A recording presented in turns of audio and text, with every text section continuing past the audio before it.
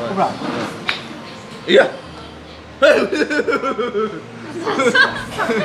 Nah kamu lagi gini. Tuh sih. Asyik mandra tanpa. Hey guys, no me am haiba. Che10 ga kanto man collab to agi Naru Lily ga to PT ga to me am haiba ngasi di doi na muk lei de. Magic mathang mathang to thara ga noi dong ma le ngasi video se. Loi bo yeng. Skip to the Martina, PT. Linita. Naru Lily. Che10. Let's go. Yes. Oh, sir. Right. Yang sambal pun itu tu siapa? Saya kan lagi saya betul tinggal di kamp tu saya tahu juga. Ini paham sih. Koi action sing pun tahu pasing jahan khang naga le. Ini hana khang naga hedi betul ini choice kerpi option kerpi kan dua ni ba. Ini hana khang naga le ni hari jadi itu trick macam mau dua ni tu. Ini saya playing card sini dua ni betul. Sini normal nanti तो पकड़े का इन्हें same से पकड़े का नहीं पा हम ले बा हम से कहीं नोज़ी ये इंगी हम से बा हम ले बा ये इंगी हम से बा तो अगर पाए ऐसे मिक्स ऑप्शन भी रहो क्या ना ऊपर मिक्स ऑप्शन भी मिक्स ऑप्शन लोग यहाँ का अम्मा का कंक लोग तो ये इंग तो ये इंग कोई यार ओ यार term bapam lu make the color mayai ai question dum hang kane ko si change to ge sia ri ko tawroi ko si je pai ro yeng de bi de ko mana pocket ma chen ni geta mamang maning amai ka okay card home ne pa ban card home ne tu card amma okay ta hap ko ya ba okay ani le ri ko de dia ani je home stop de no smile Kami stop dengan ini juga. 1 minute please. Kalau lagi ama pocket up frame, free choice tu mix tu. Juga, yari hai kan semua separate tu semua. Nang acu gom yau le. Yau. Sudah je. Ini marker ini apa? Semua sama tu separate tu. Yar. Sedih yar. Free choice ni kau. Yes. Thambi. Change to ge yari ko yar ni. Ini saya kita action sing saya nak nak determine tu baik tak, nak kan nak lak baik tak. Ke action ni je. Jadi kau kali pun nak choice nak. Hai beti siapa yang kami je sesuatu. The my right hand apa? My right hand apa? Sini dulu. My right hand. Apa tu? Sina my left hand apa? My left hand. Lu pada ini my part je. Sini nanti apa? Manung desa. Okay, tak apa kau. What is this? Always pocket. Mayai gitu. Mix taruh ke yang tu kita hakki ni tu nak kau. Aduh nak pocket tak. Hai beti. Udah nak tahu ini mix tu macam. Hana ira ke pula. Ini ira pula ini. Left hand right hand. Itu je lah. Very ngak berdoing. Naru Lily. Kenapa saya tahu dia buka? Adi main ini tahu macam tu je. Adi main ini betul macam tu je. Yang betul betul layu mana? Habis macam kerja apa? Adi apa ni mana? Atau ini kahar kau tu ni? Saya nak kembali hari kalau salah nak main hari tu je. Iwan mana? Dah hari tu ni. Atau mana? Udah nanti nak kau. Kenapa saya tahu dia?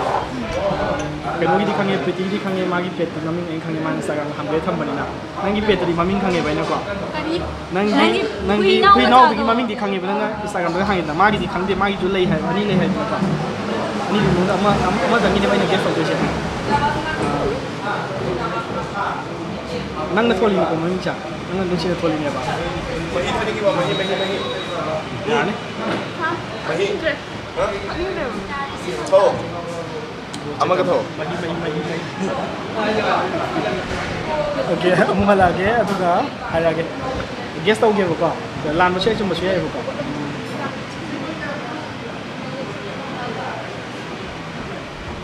Cuma tadi hari tu, iya kan. Nang nak kau beri tak betul, makon thuk tak betul, wakan tak kau beri tak betul. Tim. Yes. Kau main kau ni nang. Kau main kau ni nang. Sombra tim. Yes. Naruto ina masulay ba? Ado di ina dum hai ba YouTube ta. But tim di pa na introduce to dri ba ina. Naruto jai khang de.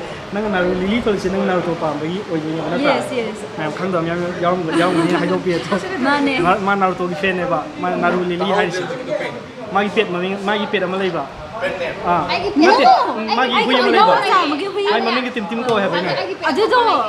Ai ka am ta hai do dri ba. Tim khalu ne na. Ai ga to khale. Dada ya yang masuk. Mama. Ai na mami ra. Na da. Okay, koi si game mo sana game ba. Si game je. Nam ngai ba game ne magic game. Bro koi sang to si ko. Sida ki le re. Okay ba. Ai game ra tham se ba ko. Ki ani le re. Kon le re sa mo kon si le re. Aduga Luma si ya. Aduga ai gi si pen to tham ma ge. Aduga si tham jinga de prediction ama taw ge ko. Koi game je kai de loi do ne se. Ai na guess taw ga tham ge.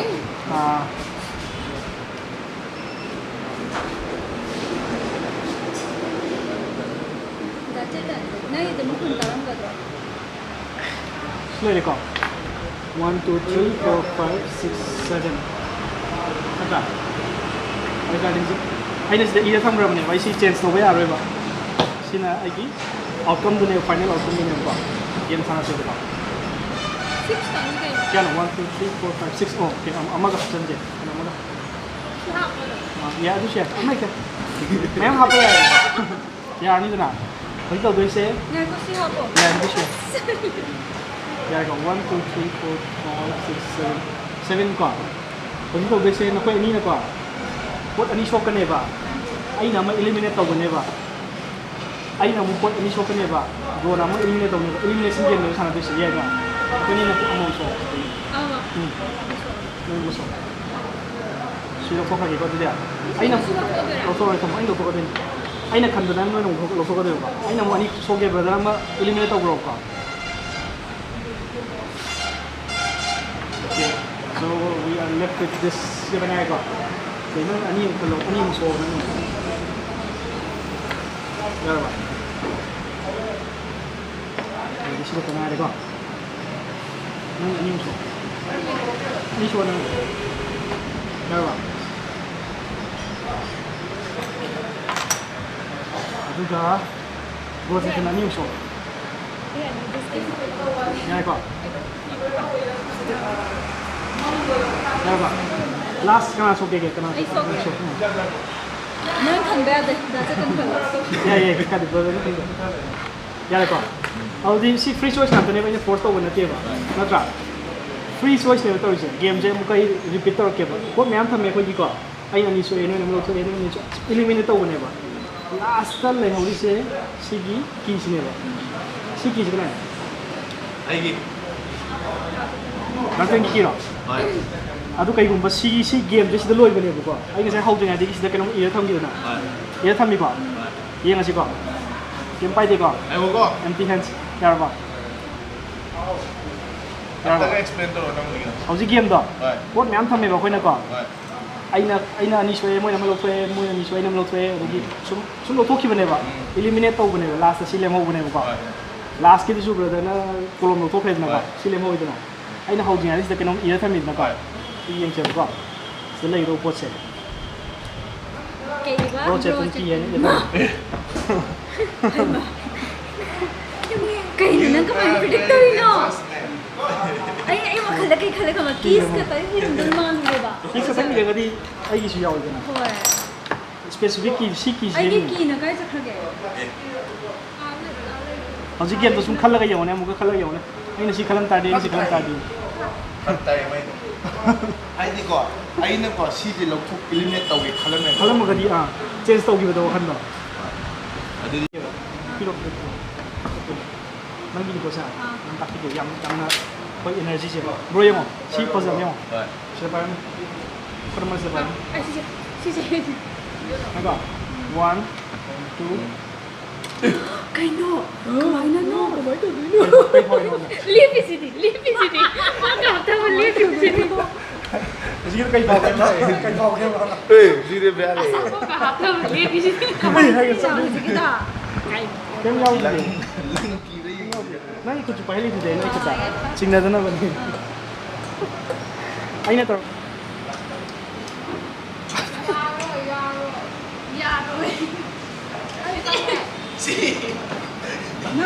이 싸드리고 그냥 뭐 싸더래. 굳이 싸드리고 뭐 오토파스. 아이 하이나가 더 가게 파워 그만 더. 넌데 하나 싸가 되냐? 얘기네. 아이 나오래 이게. 썸썸 브로. 야 보면 싸워. 얘기.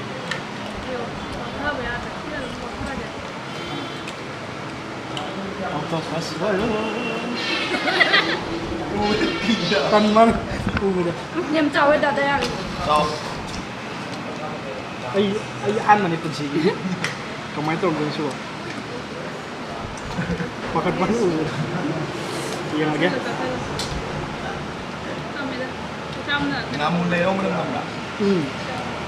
Kenapa malah? Ngah malah. Ngagin isa. Ngah ayah kita betul. Tuh.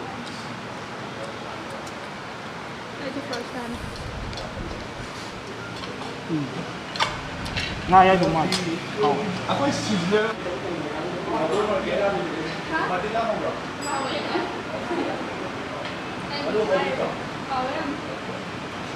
Yeah.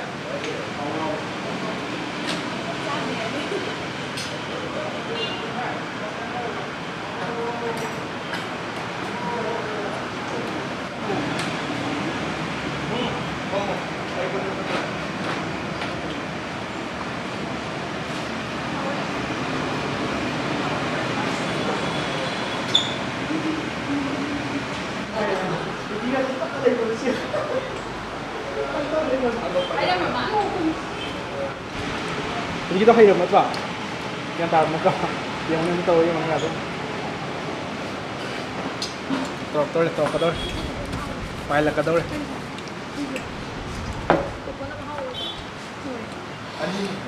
Sama limong ada. Tahu tu le. Mahal tu. Semana. Sudah.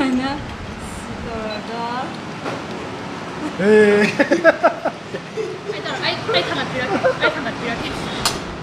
One. Này. Ya ke.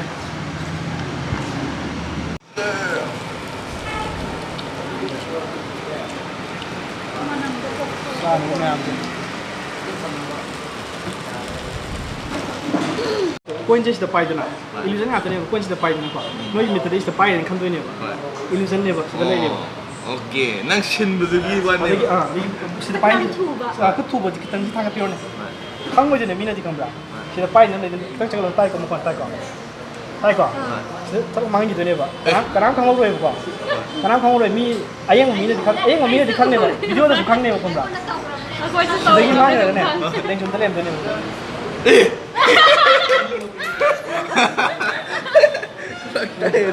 Oh, nang nasi kut pu tu dah pu gitu. Kamu mama le kau, nang nasi pu.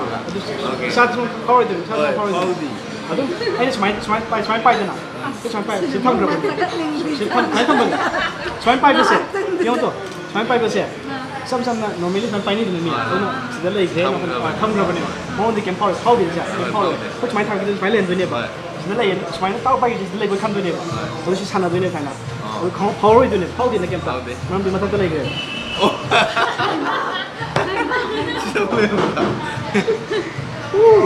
So misdirection ya. Mi tu masalah semua power itu sih. Aku itu khang dia. Nang na sung ngang bagi diver tahu tu. Mana? Misdirection. Misdirect tahu ini. Camp power itu. Kita khang dia kai khang lagi. Aduh nak tu. Magic tahu aja yang sekarang. Aduh kamera tu dia melihat apa? Kamera tu. Topi menung dah. Hey, topi lo topi ada. No. Lagi sudah sih tu saja. Sudah sih tu saja. Semalam aku tu migi ni. Ayi semalam cing. Kau tu kena mana? Ni tu pam. Mana tinggi dia buat dia tu nak. Ui tu saja. Kau berapa? Iya. 난 카메라 지기다. mana sudah sejenaba. 지냈나봐야지 말 막 곧 딸리네 지기들이. 시지 원또 신의 안 파지 뮤직이 심플로 버틱도 아주 되는 해는 넉더라 하자 조금 안 되면 한국은 다들 요즘도 앵글 좀 기버이네 봐 나때와 답답나때와 답답만 우고 그러더라 봐 왜 나와 안 가는 게 핸드보다 되지 만 만에 와 yin 답답만 소용 빠는 đấy 시지 원에 신경 안 빠져 내자 아무튼 너무 기만 게임이다 이거도 이거 전에 보세요 빠져 Malayam na. Ay kami ay wan. kuchigi chana boane ba thorok 붕어 딸은 믿음 뜻대로 오는다 이거 다 시기 야오가 si yao na tang lu ne ba si yao mai la ne ba mai la ne 또두두 시시 아시만다 뜻파 Ay sila happen ni ko ta ado ni ay mo we ba ay na dati na hayra. 아주 팀만만 kudo lo ko sum man de mai to man ko lo man sila ko pa kudo pa sila 애기다. kana pa sila ba kasi mai wa kan mai kudo jikan na pai le ne ba mana khang da ba se kudo to ni si mai khang da 너무나 파워로 굳어오지 How di eh. pai na khali ne ma yao le Oh yawi na de bade khale. Wa ka da hayde. Feel ka ba ni na Hoy hoy. itu mana man ni si Very nice Daya. Daya Dada yang makoy ay di mi haksak. Okay guys, ngasi matam just main luai kare. Main pelam ki Naru Lily ki su, Piti ki su, adagi bro chetang ki su loina makha de link hapam ki ba. Bye bye. Bye.